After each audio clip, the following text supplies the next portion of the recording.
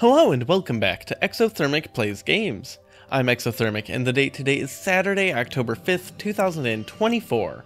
I've been doing a countdown of my favorite video games of all time through each day of the year, and coming in at number 88 is The Legend of Zelda: A Link Between Worlds.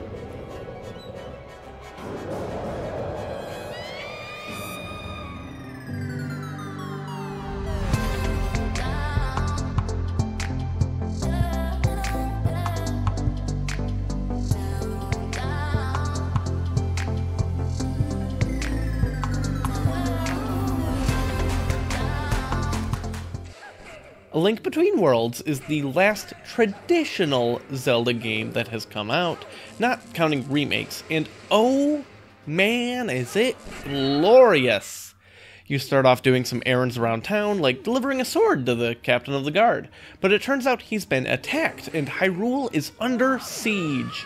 A wizard, or whatever he is, named Yuga is capturing powerful people in paintings and turning everyone else who stands in his way into immobile works of art on walls. Thankfully, through either coincidence or fate, Link has a special armband that allows him to move in this state and even hop in and out of it whenever he likes. This is the main gimmick to the game, and it's such a great gimmick. Being able to attach yourself to surfaces allows you to sneak around enemies, collect hidden items, slip around corners, and platform in ways that are really unique and different, and find hidden rooms through cracks on the walls. And you have to think really abstractly about most of that. It's really great.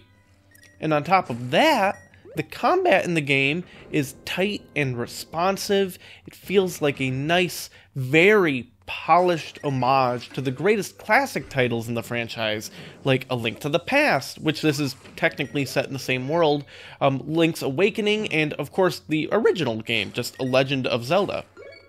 You of course swing your sword around, kill stuff, upgrade your stuff over time, but you do get tons of little gadgets. You can rent them from a mysterious merchant named Ravio, who gave you that armband at the beginning of the game, allowing you to experience things in a really open order of progression. For example, maybe one dungeon that you find makes heavy use of bombs, and another one makes heavy use of the hook shot.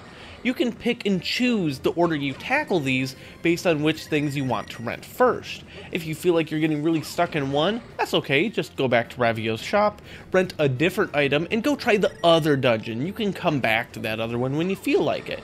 It's really nice and organic, and you don't feel so stuck when you get, well, stuck.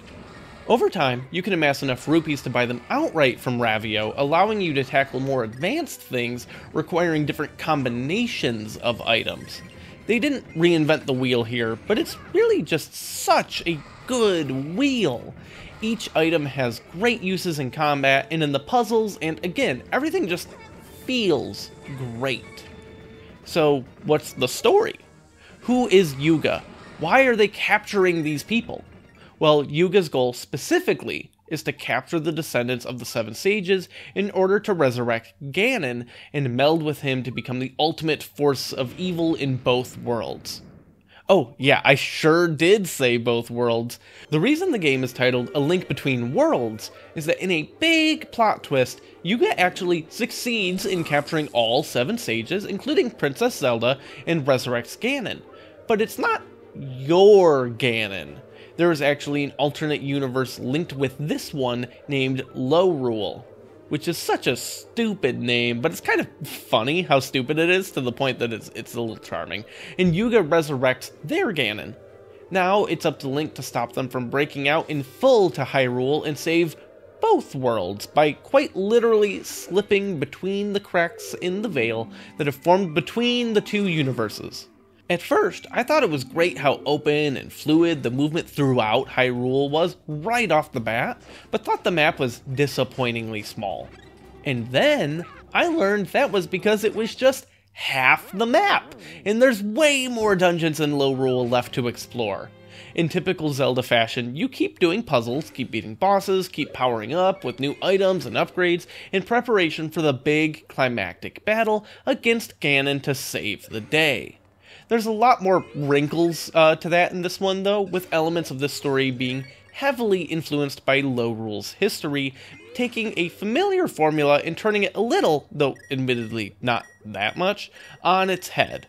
At the end of the day, A Link Between Worlds is one of the tightest, best executions on the 2D Zelda formula, drawing from the best of the old stuff and adding on a ton of modern elements and philosophies that meld together into something truly incredible. Something very familiar and yet all its own. Something, perhaps, courageous, wise, and powerful. Join me tomorrow as I talk about my 87th favorite game, where I am gonna farm that first level for lives so many times.